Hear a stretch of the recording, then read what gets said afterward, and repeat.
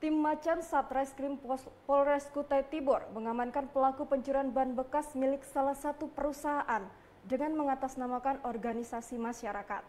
Atas perbuatannya, para pelaku dan penadah terancam hukuman penjara maksimal 7 tahun. Tim Macan Satreskrim Polres Kutai Timur mengamankan para pelaku kasus pencurian ban bekas yang dilakukan oleh R, 35 tahun, dan A, 28 tahun selaku koordinator lapangan, bersama belasan oknum lain yang mengatasnamakan salah satu ormas di Kutai Timur. Sementara H, 39 tahun, merupakan penadah dari barang curian itu.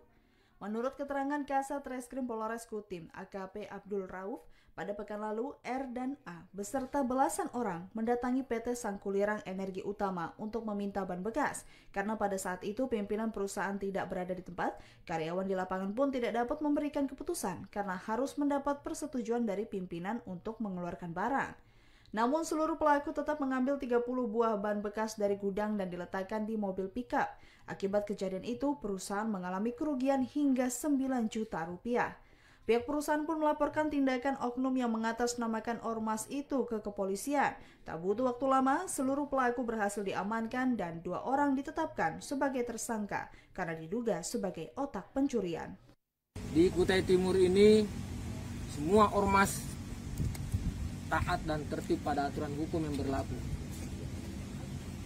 Jadi kami tidak akan pernah membiarkan ada sekelompok orang atau oknum-oknum tertentu mengatasnamakan ormas untuk mengambil keuntungan pribadi. Maka dari itu, lawannya adalah Satreskrim Polres Kutai Timur. Jadi saya minta, jangan coba-coba Anda membuat keonaran aksi-aksi premanisme di Kutai Timur ini. Saya minta hal ini didengarkan oleh para oknum-oknum, termasuk yang di belakang saya ini. Sementara itu, R yang bertindak sebagai korlap berdalih tidak melakukan pemaksaan dan pengancaman. Bahkan yang dilakukan bukanlah pencurian karena disaksikan oleh security dan karyawan perusahaan. Meski demikian, pihak perusahaan menyatakan akan mencabut laporan itu karena adanya itikat baik dari para pelaku. Keputusan itu dipastikan tidak ada intervensi dari pihak manapun. Ancamnya sih enggak. Meminta aja karena kan limbah. Masalah kan kalau limbah begini kan sampah boleh bilang. Buat apa sih? Sudah sering kayak gini kan minta limbah kayak itu? Sudah sering minta limbah dari perusahaan-perusahaan? Kalau masalah limbah kan kami ikut prosedurnya. Kalau anu kan ada rekomendasinya. Nah sembarangan juga kita ngambil. Yang pada intinya yang mana yang terpakai, yang mana enggak.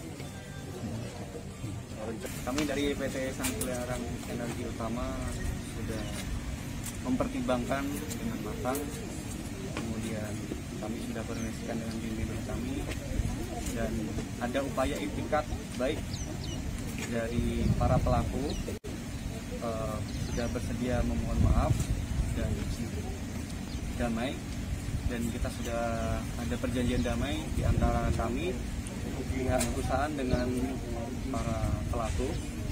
Maka dari itu, dengan ada itikat baik itu, kami akan sambut laporan.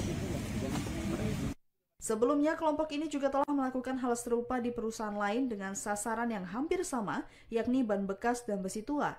Para pelaku dikenakan pasal 363 ayat 1 KUHP dengan ancaman pidana 7 tahun penjara. Gunawan dari Kutai Timur melaporkan.